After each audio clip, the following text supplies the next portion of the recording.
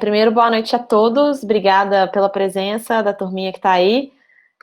Acho que se a maioria não me conhece, já deve ter visto ali alguma postagem, né? Algum comentário no grupo do Lola. Sou a Marcela Tropp, eu sou aqui de Belo Horizonte, pré-candidata a vereadora pelo Partido Novo também. E sou especialista em políticas públicas, né? Uma apaixonada por política, já venho nessa caminhada há 10 anos.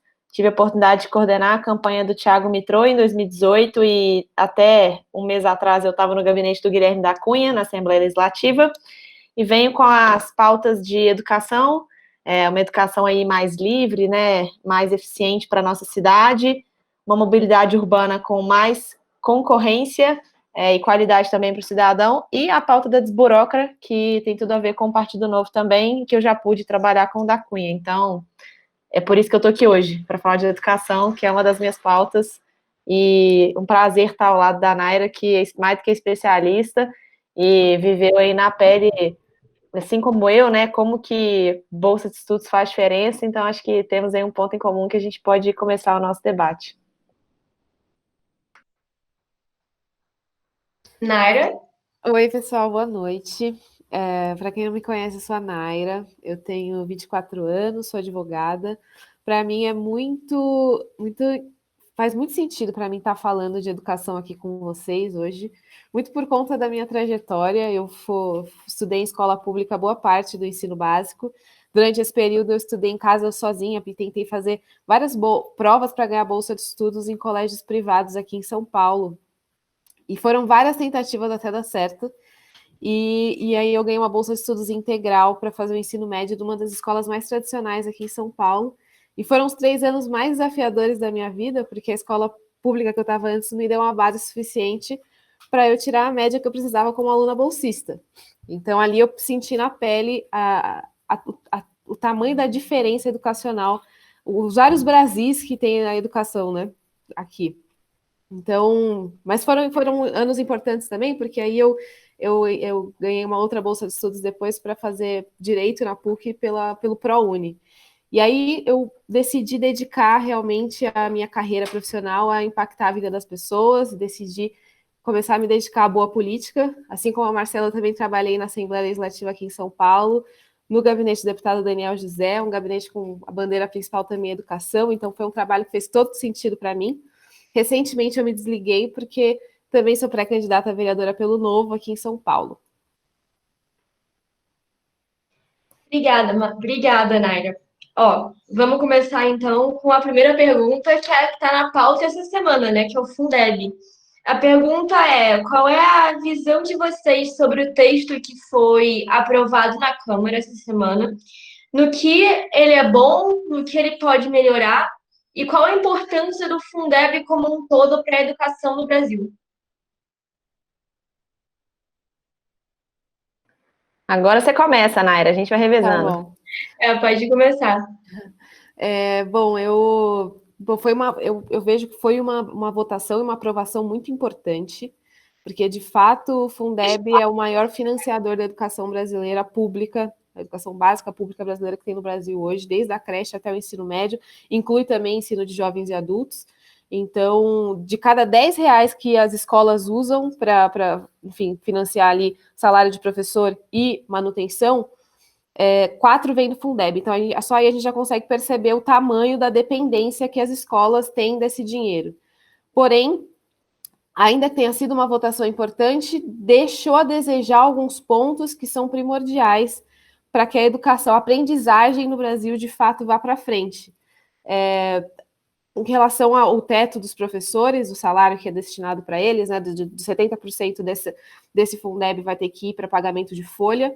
Eu acho muito complicado quando uma lei que vem de cima acaba engessando o orçamento e o pessoal de Brasília não tem muita noção do que está acontecendo no trabalho do gestor público que está ali na base, na característica, na peculiaridade de cada cidade, de cada aluno, de cada escola. Então é muito complicado quando a gente engessa isso. E o Fundeb existe desde 2007, então a gente não conseguiu, durante todos esses anos, evoluir na questão da aprendizagem. Os alunos, a gente gasta bastante com educação, mas os alunos não estão aprendendo mais. Na verdade, a gente tem uma educação muito ruim, os alunos não aprendem o adequado em português, em matemática, eles não entendem o que eles estão lendo. Então, eu acho muito importante a gente vincular esse repasse de orçamento com a evolução dos índices educacionais. Então, são esses dois pontos que eu acho que o Fundeb dessa aprovação deixou um pouco a desejar. Marcela? Legal, eu coaduno total, né, com a opinião da Naira. A educação é uma bandeira prioritária para o Partido Novo e para muitos de nós, né, liberais, a gente ainda acredita que tem que ter algum tipo de coordenação ali, né, por parte do Estado, mas a gente estava falando de um fundo de educação básica. E onde está a educação básica? Nos municípios, né? E aí é importante a gente entender qual que é essa realidade dos municípios. Belo Horizonte, por exemplo, gasta 96% do Fundeb com folha, porque tem outras fontes de financiamento, né, por ser uma cidade, uma capital, uma cidade mais rica. Em compensação, a gente tem cidades do interior, né, e que são cidades menores, que dependem exclusivamente do Fundeb. E quando você muda essa alíquota de 60% para 70% obrigatórios no financiamento da folha de pagamento, você vai forçar esse aumento aí de remuneração.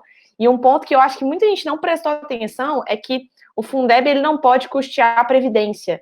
Então, você está aumentando de 60% para 70% ali a folha, aumentando o vencimento básico, aumentando gratificações, etc. E isso vai gerar um aumento na sua Previdência que você não tem a mesma fonte para pagar depois. Então, além de ter gerado um enrijecimento, né, do recurso, eu acho que foi importante, sim, a gente renovar a existência do Fundeb, mas faltou entrar no debate mais complexo e descer mais a fundo, como o Partido Novo tentou fazer, mas pela correria, né, do Congresso ali, a necessidade de aprovação da medida, a gente não conseguiu trazer não só esses pontos do enrijecimento, mas também da emenda do Mitrô e do Calero, né, são dois mandatários do Livres, associados ao Livres, que previa a utilização do Fundeb para voucher. Então, hoje a gente não pode nem testar novas ideias, a gente está preso nas mesmas ideias que nos trouxeram os resultados que a gente tem hoje na educação e a gente sabe que não está dando certo. Então, como a Naira falou, precisamos melhorar a aprendizagem,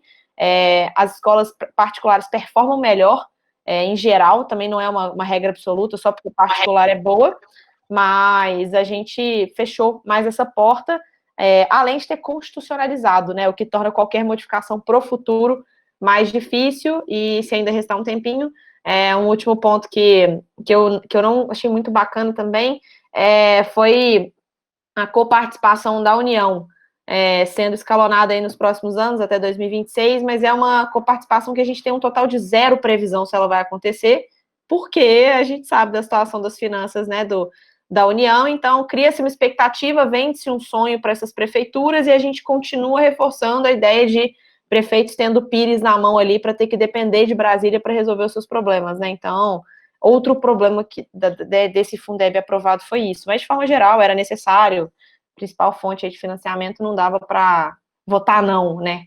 Claro que não. Sim. A próxima pergunta é: gestão ou dinheiro? O que mais falta na educação brasileira? Agora eu começo aqui, Naira, vamos batendo essa bolinha. Então, existem vários estudos, né? O pessoal do Todos pela Educação, apesar das opiniões controversas e tal, é a nossa melhor fonte aí de diagnóstico da educação e tudo. A gente não tem garantia de que mais dinheiro gera melhores resultados na educação.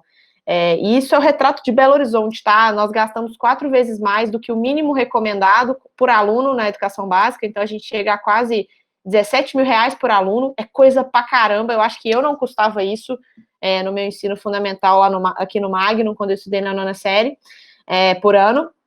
E a gente não vê os resultados de Belo Horizonte tão bons em relação ao de outras capitais, como Teresina, como Porto Velho e tal, que são capitais que estão muito à frente em desempenho de educação, de aprendizagem, e Belo Horizonte ficou para trás.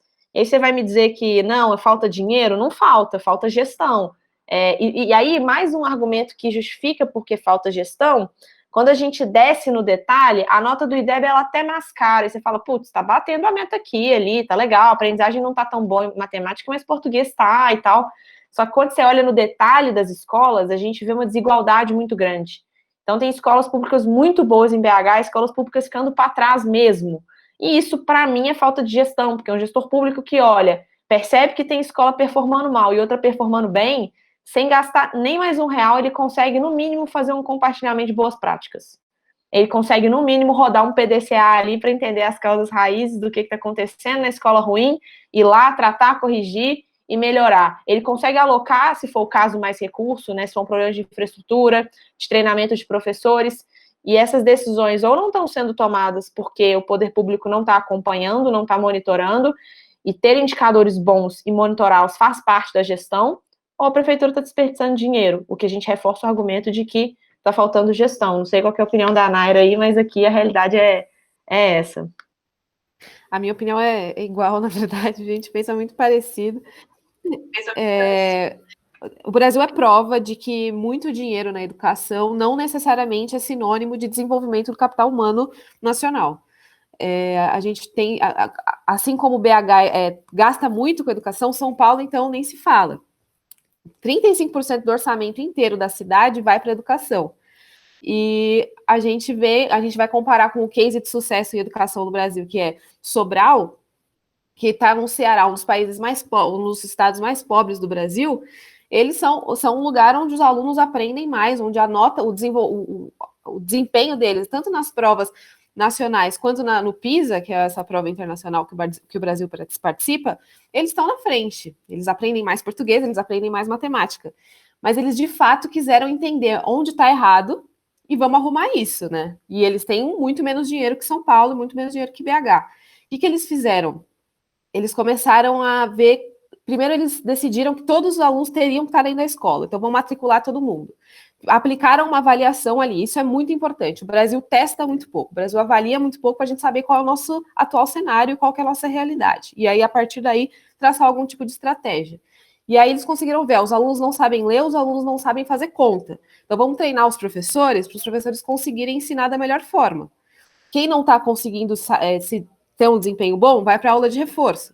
Então, houve sim, precisa existir uma mudança muito importante dentro da sala de aula, no modo como é dado a aula, mas também na gestão da secretaria e na gestão da própria escola. Então, a escolha do diretor é muito importante, a escolha do secretário de educação é muito importante, e a gente tem que sempre se basear em bons exemplos. E a gente não precisa ir para a Finlândia para se basear em bons exemplos, a gente pode ir para Sobral, a gente pode ir para várias outras pequenas cidades do Brasil que não têm tanto dinheiro que estão se dando bem.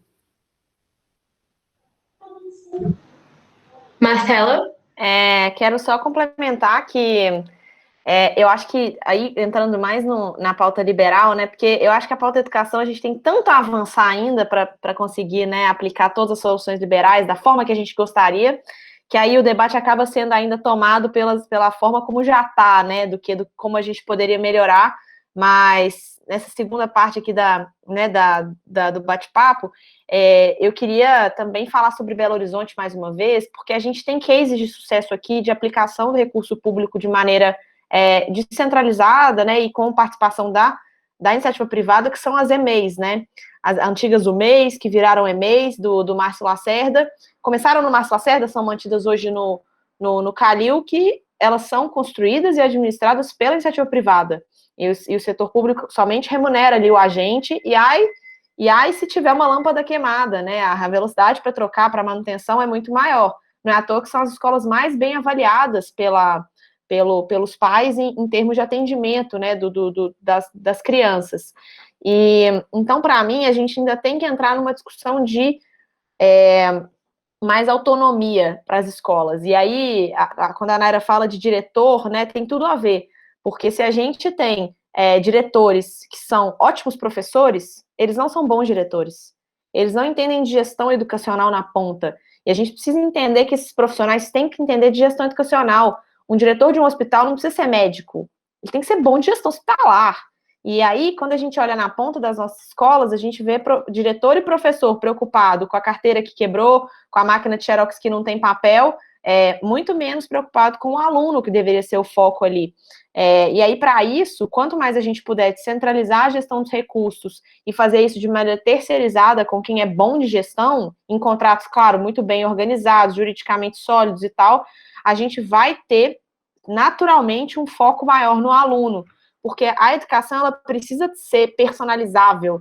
Não dá para a gente pensar que o indivíduo ele tem diferentes formas de desenvolvimento e a educação vai ser massificada e vai funcionar para todo mundo. Então, quando a gente fala em base nacional curricular comum também, base curricular nacional, não, base nacional curricular comum, eu sempre inverto as duas letras do meio. Quando a gente pensa na base também, eu vejo um problema, né, que a gente enrijece a base da nossa educação e a gente põe um teto, que é o Enem. Então, essas pessoas têm poucas opções de trajetória. Quando a gente também consegue descentralizar os recursos, né, para a iniciativa privada, quem ganha liberdade é a família, que pode escolher qual tipo de escola quer colocar o seu filho, qual tipo de metodologia de ensino, etc. E aí a gente consegue uma educação também de maior qualidade, porque se a família participa da decisão, ela também acompanha mais de perto esse aluno, ela se envolve mais e ela cobra do diretor, e não do secretário de educação, que está longe, que ela nem sabe quem é, onde está, enfim. Marcela, só o tempo. Falei demais. Sorry. Nayara, desculpa. Um ponto que a Marcela trouxe, que eu gosto muito de tocar também, é exatamente esse. Qual é o fim da educação? A gente tem que se preocupar principalmente com o aluno. E até que ponto a escola é feita, a estrutura toda é montada para o aluno, né? Ele está de fato aprendendo, aquela escola está de fato fazendo sentido para ele, a família está participando, porque o que acontece hoje, principalmente aqui em São Paulo, nas cidades nos bairros mais afastados, mais periféricos, é que as famílias colocam os alunos ali para passar 4 horas, no sentido de, pelo menos, ele não está na rua. Mas o que ele está fazendo ali dentro, né? Ele está, de fato, conseguindo construir o que ele quer para o futuro e etc. E aí que entra também a autonomia das escolas. O que a gente vai propor para a realidade daquele lugar em específico? E aí entrou aqui em São Paulo um projeto muito bacana, que foi votado na Assembleia no período que eu estava trabalhando, que é o PDDE, Programa de Dinheiro Direto na Escola, em que a Secretaria de Educação repassa o dinheiro diretamente para as APMs, e as famílias e o diretor conseguem organizar exatamente o orçamento daquela verba para o que faz sentido naquela escola. Realmente, aquela escola está precisando reformar a quadra, ou está precisando reformar o pátio, ou comprar umas cadeiras novas, enfim. Então, é muito importante a gente trazer essa questão da autonomia para o diretor e para que a família também entre nessa e o aluno também seja ouvido. Opa. Terceira pergunta. Quais as propostas mais urgentes para tornar a educação brasileira útil e justa para quem mais precisa? Vocês escolhem quem quiser começar. Eu vou? Tá bom. Nossa, essa pergunta é sensacional, né? Assim, são vários os pontos que precisa melhorar. A educação no Brasil é realmente catastrófica, assim, são vários os pontos. Mas se eu pudesse apostar em algumas propostas que vão trazer efeitos mais efetivos, seria, em primeiro lugar, a formação dos professores. Os nossos professores são muito mal formados hoje, eles têm uma formação completamente voltada para teoria e não para prática.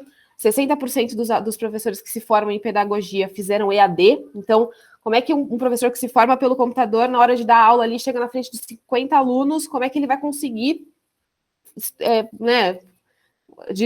trazer uma dinâmica para aquela sala? Então, acho que formação de professores é um ponto muito importante. E a evasão escolar. Muitos alunos não desistem da escola, e aí é porque são N motivos, é questão familiar, questão socioeconômica, às vezes vale mais a pena você, de fato, sair da escola para ir trabalhar, aquela escola ali não está fazendo sentido, estou passando 4 horas ali dentro, para quê, né? Então, e aí entra a questão de reformular a grade curricular para algo que faça mais sentido para o aluno do século XXI, e a formação dos professores que consigam entender qual é essa demanda e transmitir o conteúdo da melhor forma. Se eu pudesse apostar em alguma coisa, seria isso: combater a evasão escolar e a formação dos professores ser melhor. Marcela? Eu, como discípula de Tiago Mitrô, não podia falar de outra coisa senão inversão dos gastos, né? Hoje a gente tem um gasto focalizado no aluno do ensino superior e a gente deixa a educação básica às moscas, né?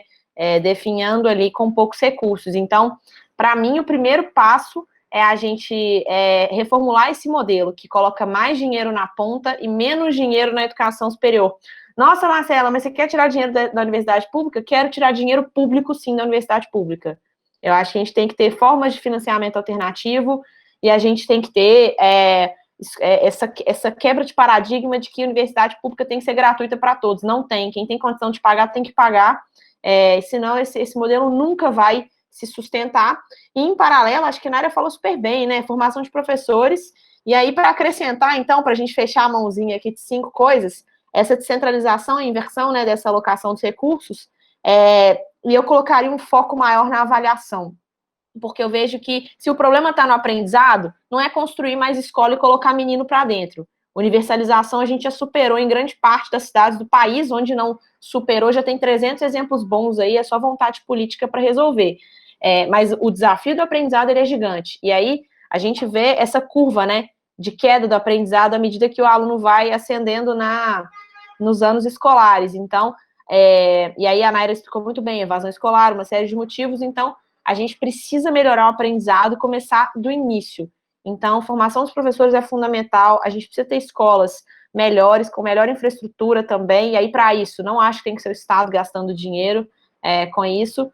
E eu até iria mais além, tá? A gente tem que trazer algumas práticas, tipo o Japão, e, enfim. Nossa, Marcela, Japão, que realidade. Mas a prática dá para trazer para cá. Dá para a gente ter modelos, por exemplo, de rodízio de professor na ponta.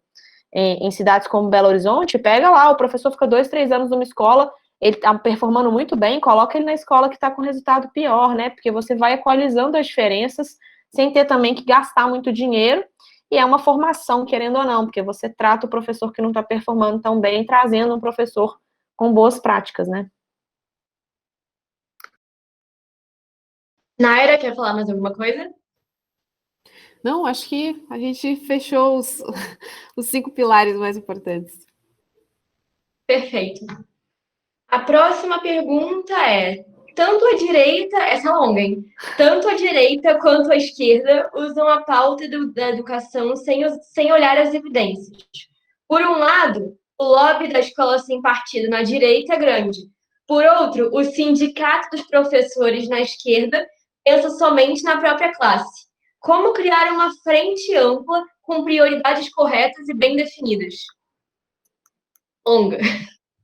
Nossa, assim, eu acho que uma frente ampla com definições corretas, o corretas aí não cabe, né? Eu acho que o debate no parlamento ele vai ser heterogêneo, a Tabata vai achar que tem que ser pública, universal, gratuita e de qualidade, o metrô vai achar que tem que ter financiamento privado envolvido. Então, acho que é difícil, mas eu vejo uma facilidade muito maior da Tabata e do metrô de conversarem do que né, de representantes aí do PSL e do Freixo conversarem. Então, de novo, né, eu acho que é o caminho para qualquer polarização no Brasil. A gente tem que ter diálogo e a gente tem que, primeiro, olhar as evidências. E aí, as evidências apontam: aprendizado é ruim, formação de professor é ruim, evasão escolar é alta.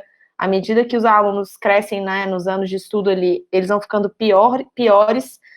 A gente tem um desafio de alocação de recursos. Então, peraí, temos 5 pilares aqui, vamos sentar e ver qual é a forma de resolver cada um, porque é na forma que a gente vai divergir, né?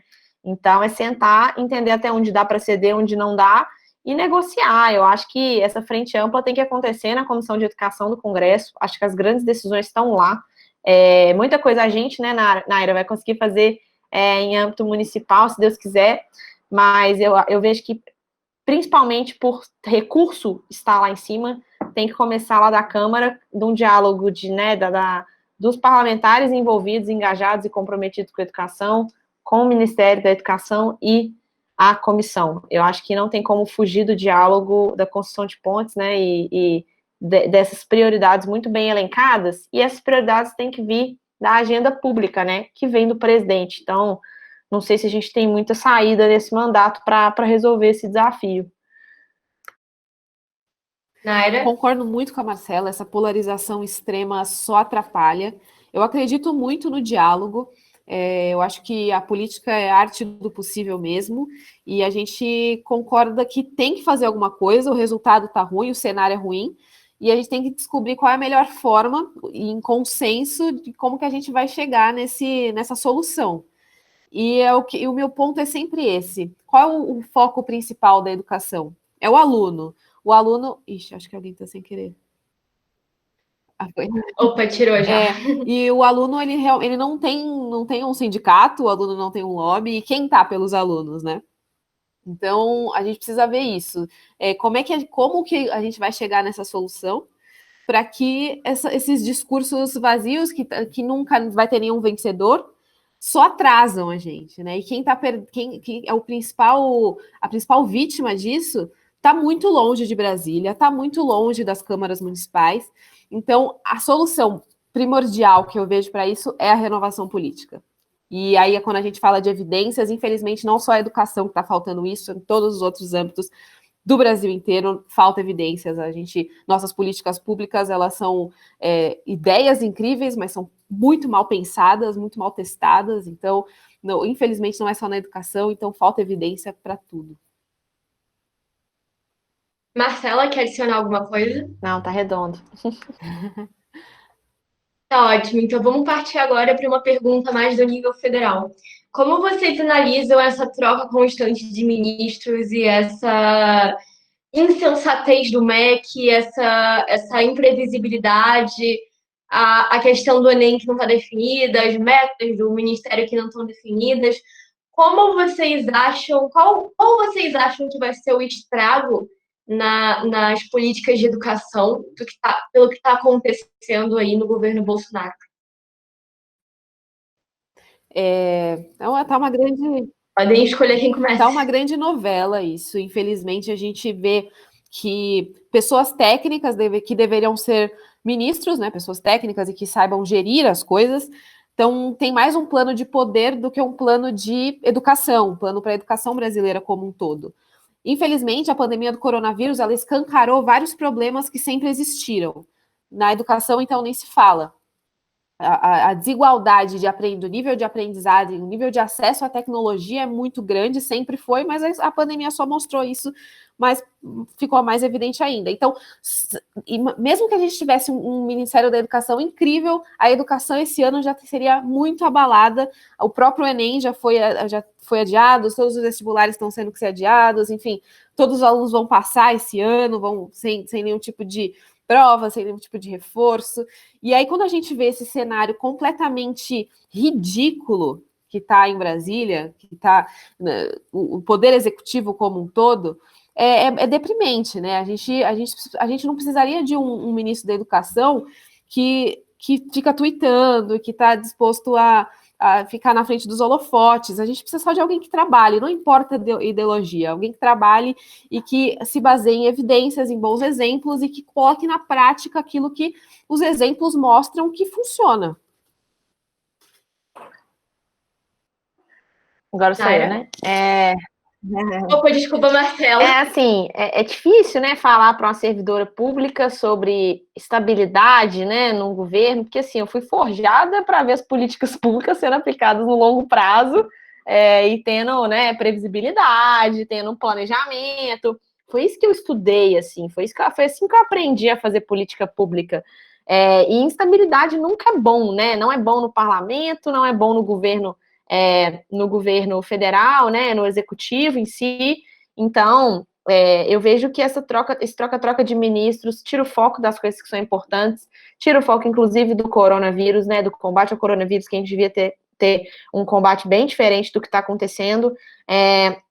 Eu vejo a questão do Enem como um grande desafio, tá? Eu não tenho essa resposta, essa é uma dúvida que o mundo inteiro está tendo, como fazer com seus exames nacionais, e aí eu acho que a gente devia estar aprendendo com essa galera, conversando com essa turma, para ver como fazer, porque realmente, a que ponto, né, vale a pena fazer de qualquer jeito, para a galera não perder o seu ano, mas também colocar só quem já estava na frente lá dentro e aumentar a desigualdade de acesso, enfim, não sei até que ponto.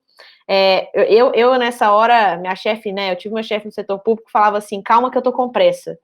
Nessa hora eu acho que tem que parar as máquinas ali para tomar decisões com mais cautela, especialmente em relação ao Enem. E aí eu quero trazer, assim, um desafio da pandemia, né, porque a gente está aí vivendo todo esse processo de isolamento e tudo, e a gente tem que lembrar das escolas, assim, não tem uma diretriz em lugar nenhum do que fazer com as escolas. As escolas privadas, na hora que fizer assim, elas têm protocolo para voltar. Eu estou em vários grupos de diretores de escola privada aqui, e os caras estão super estruturados, assim, os principais grupos e tudo. E a escola pública, que aqui em Belo Horizonte tem 125 dias que ninguém tem aula. Não tem aula, não é que, tá online, tá ruim, não. Não tem diretriz há 130 dias. Então, para mim, toda essa instabilidade lá em cima só reforça no município que a gente vai ter uma retomada ainda mais brusca e que não dá para pensar em retomada econômica se não tem onde deixar as crianças. Então, assim, em algum momento esse debate vai aparecer e ninguém está falando dele. Então, vai ser mais difícil ainda pensar nesses protocolos de retomada. E eu espero que a gente tenha um ministro aí, que é o que a Naira falou, né? Que não atrapalhe, só trabalhe. Já estava bom demais, assim. Não espero ninguém ultra alinhado, que corresponda às minhas expectativas de ministro da Educação. Eu acho que é só manter o que a gente vinha fazendo a essa altura é a minha máxima expectativa, assim. Naira, tem alguma Eu coisa para quero só acrescentar? acrescentar um ponto que a Marcela falou sobre esse protocolo de retorno, né? Aqui em São Paulo, o Estado estabeleceu que a previsão de retorno é em setembro, com todos os requisitos de higiene, todo, né? Álcool em gel, e cada criança tem lá a sua garrafinha, etc. E assim, eu sou estudante de escola pública, eu sei exatamente qual é o nível de higiene com ou sem pandemia, então eu vejo que vai ser um desafio gigantesco deixar todo mundo seguro. E a sugestão era que os pais, inclusive, medissem a febre dos filhos antes de ir para a escola, e chegando lá, passar álcool em gel, e tem horários diferentes para o intervalo. Então, eu fico realmente pensativa se isso de fato vai funcionar, porque, em regra, as escolas de São Paulo aqui são muito grandes, funcionam numa escola só, tem alunos do primeiro ano ao nono ano, e às vezes tem até o terceiro, então é muito aluno. Então, eu estou realmente bem preocupada nesse sentido. E aí, as escolas públicas ficam bem para trás em relação a essa previsão de retorno das privadas. Sim. Última pergunta para a gente abrir para as perguntas do público. Recentemente, o governo de São Paulo ventilou a possibilidade de abrir um quarto ano do ensino médio só para os alunos poderem estudar para o vestibular. Algumas pessoas falaram que é positivo, porque permite mais que os alunos de escola pública estudem e se preparem para o vestibular, mas, por outro lado, estão pensando também na evasão escolar. Qual é a posição de vocês sobre esse tipo de medida? Podem escolher quem começa. Não lembro quem era agora. Eu acho que sou eu, mas que péssimo momento, porque eu não tenho opinião formada sobre esse tema. Mas eu vou propor reflexão aqui, assim. Quando a gente olha, né, para um país referência aqui em educação do ponto de vista liberal, né, o Chile, a gente vê que a população lá teve uma grande evolução nos anos de estudo, né? E aí você fala, putz, mais um ano, legal e tal.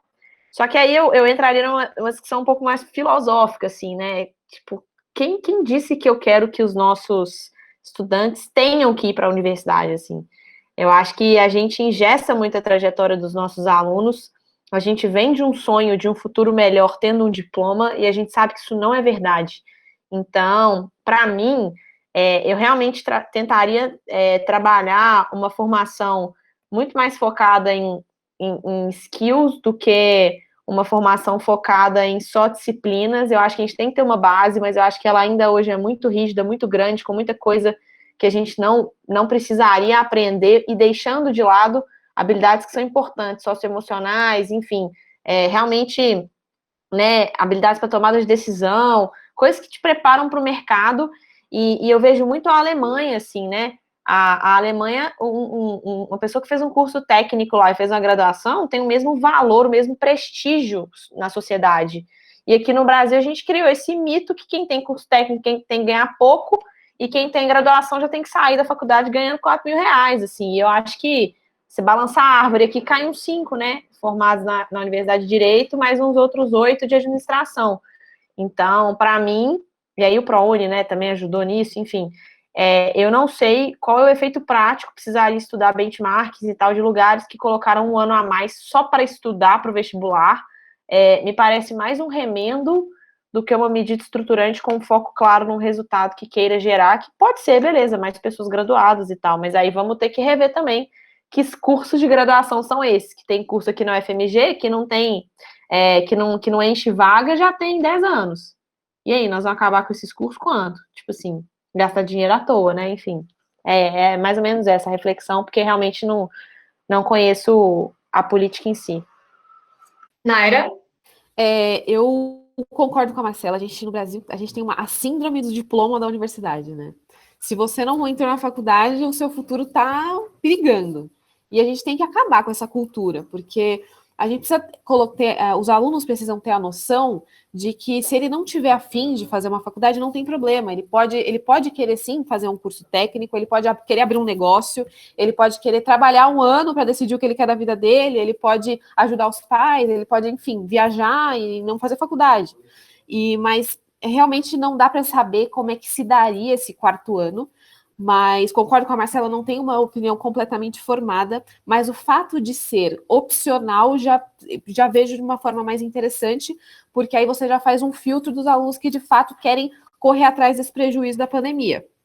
Então, o fato de ser opcional eu gosto um pouco, mas aí a gente precisaria ver quanto vai custar isso, em que momento isso vai acontecer, quem são os professores que vão dar aula, qual vai ser o custo disso para o Estado, que já está com um orçamento muito mais reduzido, né? Porque a gente está arrecadando muito menos. Mas de toda essa ideia do quarto ano, o fato de ser opcional é o que eu mais gosto. Bom, vamos abrir agora para a pergunta. Estou vendo aqui que a Marina e a Iris já estão comentando bastante coisa. Então, vamos abrir para a pergunta. A Iris, aliás, é professora de história, então ela pode adicionar bastante coisa aí no debate. Mandem as perguntas aqui por escrito que eu leio. Ó, por enquanto já tem a da Marina, que ela fala assim, é mais um comentário, mas eu acho que vocês podem acrescentar. Na Alemanha, o sistema deles é bem diferente do nosso. É como se fosse uma árvore com dois galhos. Ou você escolhe ir para o ensino técnico, ou você escolhe ou você escolhe virar um estudioso. Aqui a gente podia dar mais valor para o ensino técnico mesmo. E lá você tem assim, algumas pessoas têm um pouco de crítica e tal, porque é um modelo que questiona muito cedo a escolha de carreira e tal, mas realmente você tem todo um teste vocacional, e aí você vai para uma grade específica, é um troço assim, bem robusto, sabe? Eu acho bacana, e eu acho que é o seguinte, gente, desde que a família esteja de acordo, a gente tem que ter grades flexíveis, entendeu? E formações flexíveis. Mas vamos continuar aqui. Minha mãe costuma dizer que quando não tem dúvida no final é porque a aula foi boa, né? Mamãe é professora. Então, Naira, ó, estamos de parabéns. Sobre o ensino técnico, eu acho legal falar disso também, que, na verdade, o ensino técnico não é um fim em si mesmo. A pessoa pode tranquilamente fazer um ensino técnico e depois querer ir para a faculdade, fazer uma universidade, ou vice-versa, sabe? A gente tem que ficar muito quadradinho nessas coisas às vezes, e não é por mal, acho que o aluno não tem essa visão, porque não é dada essa visão para ele. E aí até queria fazer um comentário aqui, que é um programa que começou ano passado aqui em São Paulo, que chama Inova Educação, que é um programa que eu gosto bastante, que basicamente aumenta o período do que o aluno fica dentro da sala de aula, traz aulas eletivas, então se ele gosta mais de matemática, vai fazer mais aulas de matemática, se ele gosta mais de português é uma coisa bem exatas, humanas, e traz aulas, e traz uma questão da aula do projeto de vida. Então é uma conversa com o aluno para ele começar a cogitar possibilidades para o futuro dele. E aí falar, o que você pretende fazer? Você quer ser MEI? Você quer, enfim, fazer um curso? Você quer viajar? Você quer fazer enfim, várias coisas. Então, esse tipo de pensamento, ele precisa, esse planejamento, ele precisa ser construído desde ali do sexto ano do ensino fundamental, para que quando ele estiver no terceiro, ele não precisa decidir ali em agosto, na hora que está fazendo a inscrição do Enem, o que ele vai querer fazer na vida dele, né? Então, é bacana isso. A Iris comentou aqui, as duas falaram muito bem sobre o quarto ano. E também acredito que o ensino técnico seja positivo e às vezes melhor. Aliás, o comentário dela fez lembrar uma outra pergunta que eu acho interessante, que é sobre. Eu não sei se isso existe em São Paulo, em Minas, mas existe no Rio, e era o projeto das ETECs, né? As crianças, às vezes, mais pobres, elas iam para as ETECs e aí elas já saíam lá, por exemplo, com um técnico em informático, um técnico em cabeleireiro, um técnico em alguma coisa, mas eram escolas muito desvalorizadas, eram estaduais, eram muito, muito desvalorizadas no Rio de Janeiro. Eu queria saber de vocês se essa valorização das ETECs seria importante para a nossa educação? Vou comentar primeiro, Naira, depois você comenta. Assim, nessa hora eu já acho que é o Estado entrando demais num negócio que ele acaba gerando distorções no mercado, assim. Então, explico por quê, tá? Quando ele faz o ProUni e ele escolhe quais cursos pode ter ProUni, ele gera uma corrida do mercado ali para oferecer esses cursos, porque todo mundo quer ganhar dinheiro. E aí, quando ele cria essas ETECs, eu não sei qual é o nível de estudo do Estado para saber que aquilo ali são atividades econômicas que o mercado vai absorver. Então, o que eu acho mais legal?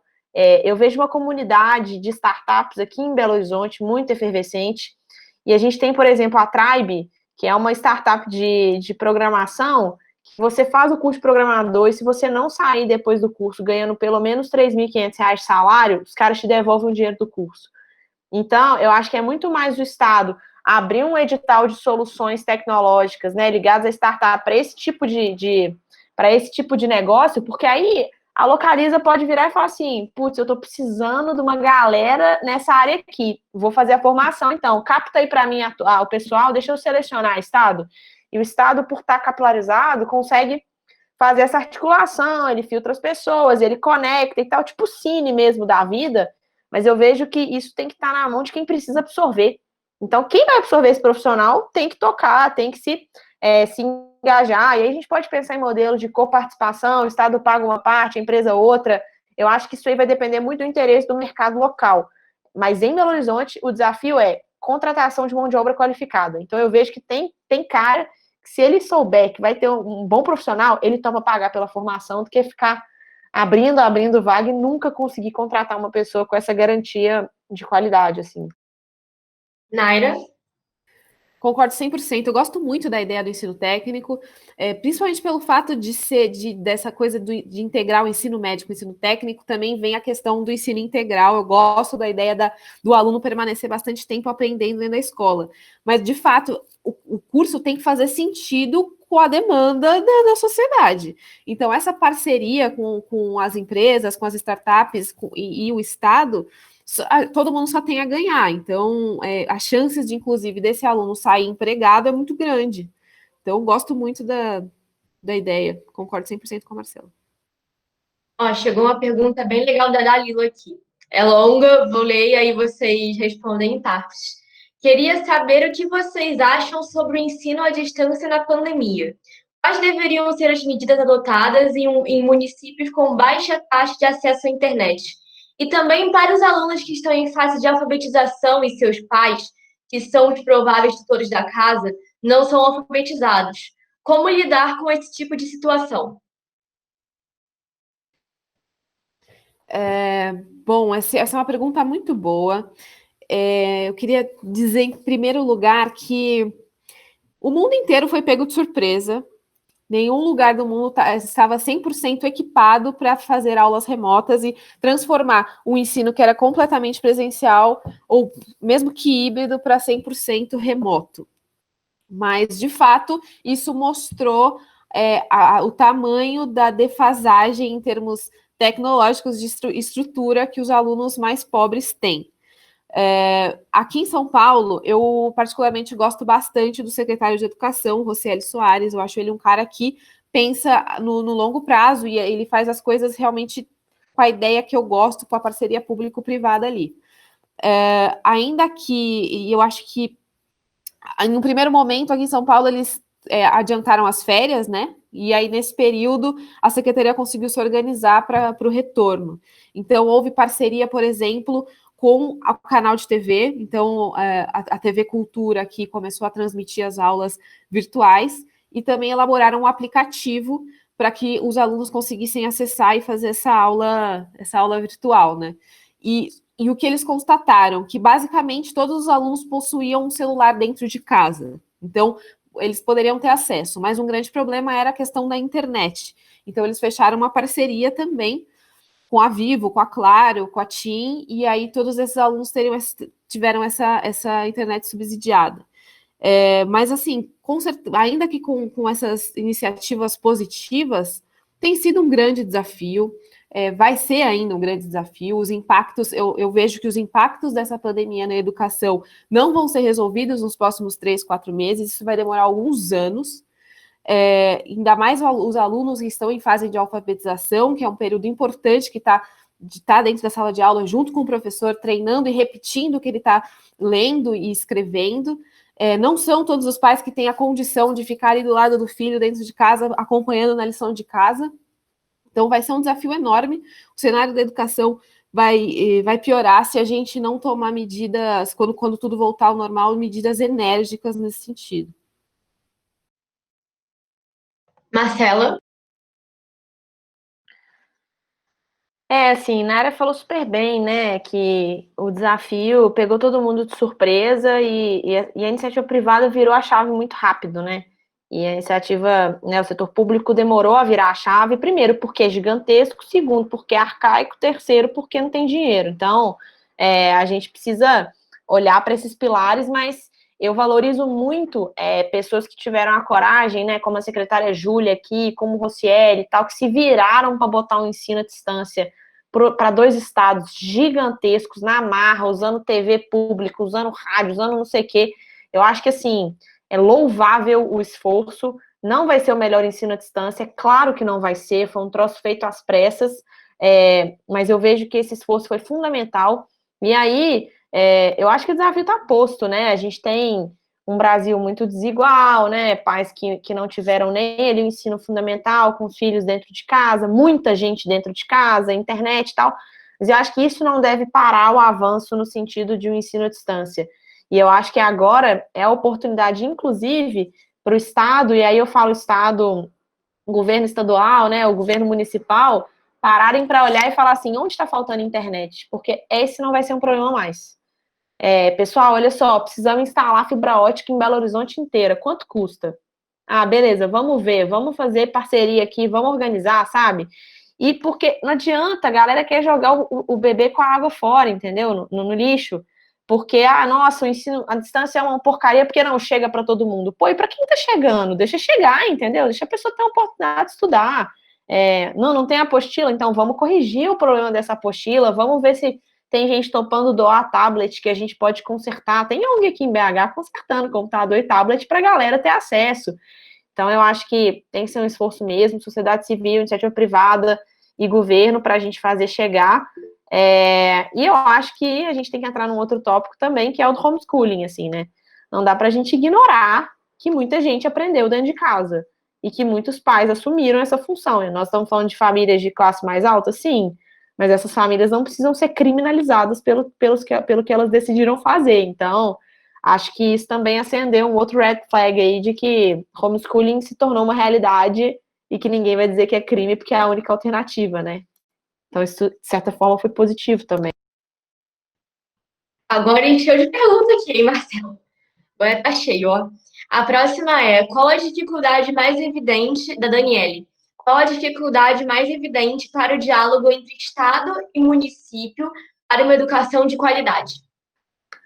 Legal. Essa pauta aqui em Minas é um imbróglio danado. Daniel José estava aqui quando a gente teve essa reunião com Júlia, final do ano passado, né? Minas Gerais é o segundo estado com menor municipalização do Brasil. Então, a gente tem um desafio gigantesco, são 853 municípios para a gente conseguir municipalizar as escolas. O pessoal tem medo da municipalização, porque acha que vai perder qualidade, que vai perder dinheiro, mas a lógica da educação é toda pensada para que isso não aconteça, e é importante ter a municipalização, porque você consegue medir melhor, você consegue organizar essa distribuição dos recursos, porque você tem um monitoramento ali dos alunos melhor. E aqui em Belo Horizonte, a gente tem lados opostos ali da moeda, né? Então, a gente não vai conseguir municipalizar o que deveria, porque a prefeitura simplesmente não quer. E essa é uma das cidades, lógico, né, o que tem mais escola, é uma das cidades mais atrasadas nesse sentido. Então, Belo Horizonte ainda gasta muito e não gasta com todos os alunos que deveria, porque não tem a municipalização completa. Então, eu acho que o maior desafio é político, tá? Eu não acho que é outro. Eu acho que a parte do recurso está lá em Brasília, nos estados é o desafio da municipalização e do diálogo político mesmo, assim, na prática. Aqui em São Paulo é Ctrl+C, Ctrl+V. Desculpa, né? Oi. Eu sempre confundo quem começa, pode falar. Aqui em São Paulo é muito parecido com a realidade BH. Na verdade, além de ser uma questão muito política, a gente tem que explicar também por que é importante essa municipalização. E eu gosto de tocar na pauta do currículo escolar. Faz mais sentido que o município cuide da primeira infância, da educação infantil e do ensino fundamental 1, porque é o período de formação do aluno, formação do cérebro, formação de desenvolvimento socioemocionais e alfabetização, principalmente. Então faz sentido que o município cuide disso, né? E aí entra toda essa questão política, porque tem a questão da estrutura das escolas, algumas têm todas as séries juntas no mesmo prédio, o salário do professor do município é um pouco maior do que o salário do professor de estado, aí entra a questão dos sindicatos e desses grupos de interesse que têm uma força política muito grande, tem representação política muito grande na Câmara, então é um desafio, mas é um desafio que precisa acontecer e precisa ter muita coragem por parte dos gestores e por parte do legislativo. Tá? Agora, mais uma pergunta aqui da Ana Luísa. Como se daria essa expansão do ensino técnico? Aumentariam as vagas do Cefet, por exemplo? Também quem quiser começar. Aqui em São Paulo, eu acho que, na minha opinião, poderia sim aumentar bastante as vagas do ensino técnico. O ensino técnico, em regra, é um pouco melhor, inclusive, quando a gente fala de currículo normal, sem ser a parte técnica da coisa, porque a maioria das escolas dependem de um vestibulinho para entrar, então você já consegue fazer um filtro ali dos alunos. Mas eu acho que as famílias, a população paulista tem muito a ganhar com o ensino técnico, porque a chance do aluno sair já empregado e com uma visão do que ele quer do futuro é muito maior. Então, sim, eu acho que seria importante essa expansão. E aí entra um trabalho importante também do governo do Estado, né? Porque a competência aí seria da Câmara, da Secretaria de Desenvolvimento Econômico. Então, não fica tanto no papel do prefeito e dos municípios, seria uma coisa mais do governador junto da Secretaria de Desenvolvimento Econômico. Assim, Marcela. o exemplo do Cefet eu não gosto, não, porque ele é muito caro, tá? E a galera fala que é excelente e tal, mas é claro, tem verba federal, rasga dinheiro ali, entendeu? Então eu não curto muito o modelo, não, mas eu acho que a expansão tem que acontecer, é óbvio. E para mim, a primeira medida é tirar o dinheiro que está no ensino superior, assim, não vai ter como você buscar outra fonte de dinheiro. E hoje você claramente faz uma divisão desse recurso. E o ensino técnico é mais experimental, né? Eu acho que nesse sentido tem muito a agregar aí para os alunos, e aqui em BH a gente tem SESI, SENAC e tal, com iniciativas, né, junto da FIENG ali, né, o Sistema S aqui trabalha muito com a Secretaria de Desenvolvimento Econômico e de Educação também para ter esse tipo de escola do Sebrae e tal, então são até famosas aqui, tá? Mas eu realmente não sei no detalhe técnico da competência quem que teria que regulamentar? Falei mais aqui do ponto de vista de quebra de paradigma mesmo, de tirar dinheiro do ensino superior, né, tradicional, para colocar nas escolas técnicas mesmo. Agora uma pergunta bem interessante da Iris. Em relação às startups, como fazer no interior que a maioria da cidade gira em volta de um único prestador? No caso, o Estado, né? Eu acho que você pulou a Maria, mas como você já fez a Não, é porque pergunta. a Maria é maior. Eu tô lendo primeiro a da Iris e aí Ah, tá. depois. Então, assim, eu acho que Minas é um estado meio ruim para eu responder essa pergunta, porque a gente tem polo de startup pipocando em tudo quanto é lugar, né? Santa Rita do Sapucaí, Sete Lagoas, a gente tem a turma lá do Norte de Minas também, que já tá, né, com a pegada da startup. Então, cara, eu acho que é isso, assim. E o legal da startup é que ela é em escala, é uma das premissas dela, são produtos tecnológicos, ela atua em escala, e quanto mais ela vai ganhando escala, mais baixo fica o custo. Ela não tem um aumento do custo proporcional ao aumento, né, dos ganhos de escala ali da produtividade. Então, se não está chegando no interior, pega da capital e faz levar. Se for economicamente viável, vai chegar. Assim, eu não vejo isso como um desafio econômico-financeiro, não. Eu Naira. concordo 100%. Eu acho que vai variar muito da ideia e da dinâmica da economia. Então, a tendência é que cheguem, mas eu concordo que os incentivos tributários e etc. não são os melhores, mas acho que a tendência é que a demanda agregue a isso. Concordo muito com a Marcela. Agora a última pergunta, que é da Maria, ela fez um textão, mas eu vou ler. Ó, ela falou assim: vou perguntar de um lugar de privilégio. Formei em RI e Economia. Dos 10 anos que eu fiquei no mercado financeiro, não usei nenhuma das faculdades para nada. Pasmem. Pelo contrário, o que sempre me faltou foram soft skills ou mais específicas, como a Marcela comentou. Minha pergunta: se precisarmos ou precisamos mudar nossas diretrizes de educação de base e começar a treinar professores para isso, porque eles também precisarão aprender mais da nossa disciplina. Desculpa. Porque eles também precisarão aprender novas disciplinas. Hoje, tem alguma estrutura, temos alguma estrutura em leis que nos permitem direcionar parte de recursos de impostos para subsidiar uma nova estrutura? Ou o primeiro passo ainda é em casas legislativas, antes de qualquer outro passo? Pergunta longa. Vai lá, Naira. Eu não sei se eu entendi direito, mas é no sentido do currículo mesmo da faculdade do professor. Isso. É isso, tá, entendi. Ela quer saber do currículo, se tem como subsidiar uma nova estrutura de currículo e se isso passa pelas casas legislativas. Entendi. Acho que entra muito aí uma questão, além, claro, das. Na verdade, eu acho que antes de pensar no currículo das escolas, eu pensaria primeiro no quão atrativo é ser professor hoje. Tá? Acho que essa é a base principal. Você perguntar para vários alunos, numa sala de aula, quantos alunos querem ser professor ali, o resultado não vai ser muito bonito. Então, aqui em São Paulo, a ideia da Secretaria de Educação é trazer uma reforma aí da carreira dos professores, já aumentar o salário inicial e trazer uma progressão de carreira mais interessante, com apresentação de resultados, apresentação de portfólios, e para você conseguir ir crescendo ali, aquilo se tornar mais atrativo, e isso, consequentemente, vai impactar na grade curricular das faculdades de pedagogia e etc.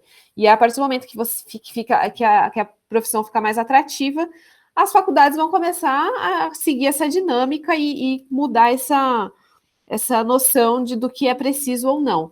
Mas concordo que também é necessário a gente avaliar o que está sendo ensinado para os alunos, né? O que o professor precisa de fato saber, porque o que os alunos precisam aprender. E isso é completamente antigo. A gente ensina coisas hoje visando o vestibular, visando fazer o Enem, e não visando construir uma carreira para a pessoa em si, para construir uma vida, para depois isso passar para a família e etc. Então, são várias reformas em locais diferentes, mas que são de fato muito importantes para a gente conseguir abrir mesmo os horizontes das possibilidades de se construir uma carreira profissional, que acho que a tendência mundial já está mostrando profissões hoje que existem hoje, com certeza não vão mais existir daqui a 10 anos, mas a gente precisa fazer com que isso fique mais estruturado. Então, Marcela? pelo que eu li da pergunta aqui, né, são 2 pontos. Primeiro, como a gente muda a base nacional curricular comum da educação e como a gente muda a formação dos professores, porque para eles darem essa nova base, eles vão ter que ter uma formação diferente, né?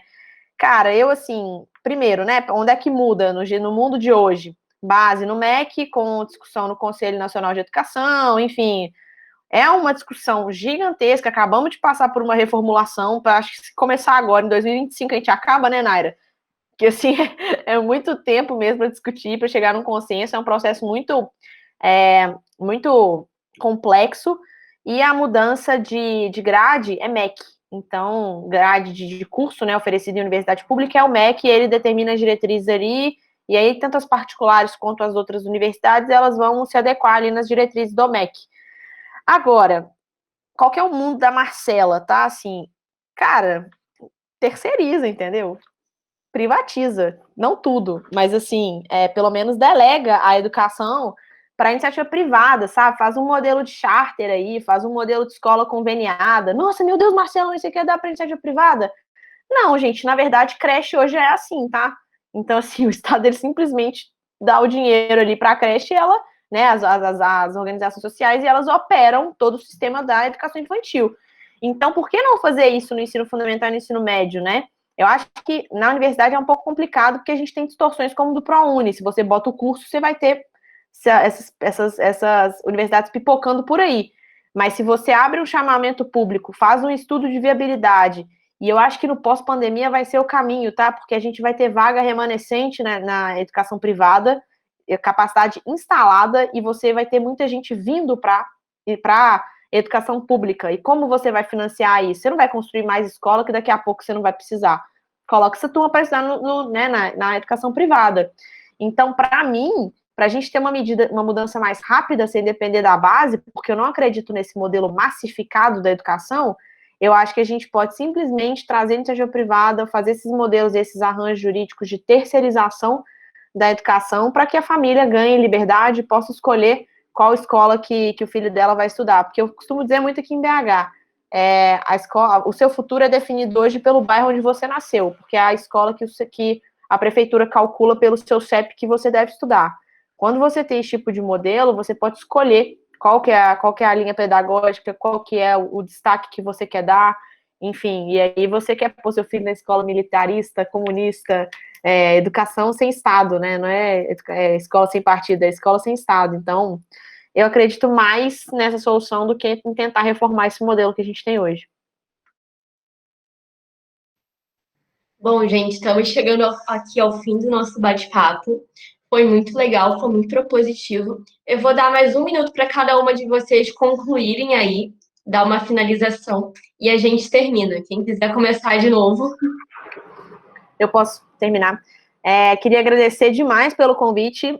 Tenho um carinho enorme pelo Lola, acho esse movimento incrível, acho esse espaço aqui de bate-papo. Hoje eu e Naira demos uma monopolizada aqui, mas eu sei o quanto que o grupo conversa e que a gente tem espaço ali para se posicionar. Educação é um tema super caro para mim, para a Naira, para todo mundo que participou desse evento aqui. A gente não pode fechar os olhos, né? Vamos fazer a nossa parte aí em âmbito municipal, mas eu vejo que movimentos como o Lola precisam discutir isso com a complexidade necessária, porque a gente está vendo que a maioria dos parlamentares que estão lá não vão fazer. Então, queria agradecer muito o convite, deixar uma ótima boa noite para vocês, e que eu estou à disposição no inbox aí para quem quiser compartilhar, para quem quiser conversar e para quem quiser se engajar no projeto da minha pré-campanha também. Estou captando voluntários. Obrigada, gente. Obrigada, Marcela. Naira? Também queria agradecer muito o convite do Lô, agradecer todo mundo que aí numa quinta-feira à noite resolveu entrar aqui no MITS para falar de educação, né? Que todo mundo acha um tema muito bonito, de fato é, mas na prática pouca gente se preocupa, né? E aí, ainda mais em época de eleição, é muito discursos lindos de educação saem pela boca dos candidatos, mas quando a gente vai ver na prática, aquilo não tem sentido nenhum uma coisa com a outra, não é baseado em nenhum tipo de evidência, nenhum tipo de bom exemplo, enfim. Então, eu agradeço muito vocês todas que estão aqui conversando com a gente. Também me coloco à disposição, estou aí em todas as redes sociais para a gente trocar uma ideia, para a gente construir um projeto legal juntas. Quanto mais gente comum interessada por educação e interessada por fazer parte da política mesmo, e ainda mais quando a gente fala de município, que é o que está mais próximo da população, é super importante. A gente tem que tomar mesmo esses lugares e trazer essas ideias modernas para um setor que foi deixado de lado por mais de 50 anos aqui em São Paulo, então nem se fala. Então é isso aí, muito obrigada a todas e boa noite. E obrigada, Marcela, também. Tamo junto, querida, foi ótimo. Queria agradecer a turminha que tá aí, ó, os roxinhos familiares, Nara, Bruna. Quem mais estava aqui mais cedo? Dalila, Isabela, que é do meu time. Vi que o Guido estava aí mais cedo. Obrigada, viu, turma? Você também, Cecília, um beijo. E é isso, muito obrigada aí. Boa noite para vocês, boa sorte para todas. Beijão. Beijo, turma, até mais. Beijo.